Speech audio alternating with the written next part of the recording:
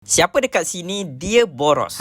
Boros lah. Maksudnya kalau ada duit, pantang nampak duit memang dia belanja. Tiap-tiap bulan dia tak boleh nak menabung kan. Sebab yelah boros, ada duit pergi shopping. Saya nak bagi satu tips ataupun satu kaedah yang mungkin boleh buat. Benda ni saya dah buat, memang berjaya, dan saya dah cuba bagi ajar pada orang lain juga untuk buat, memang jadi. Kalau korang yang ada masalah boros, tak boleh nak simpan duit, jangan lagi simpan duit.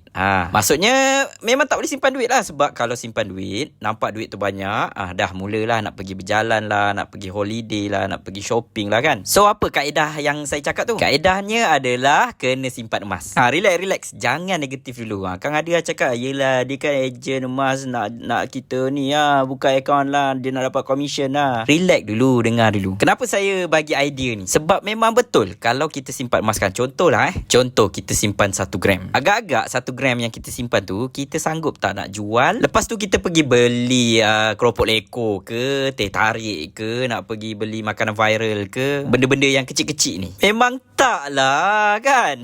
Sebab tu percayalah, cubalah tukar kaedah simpanan kepada simpanan emas.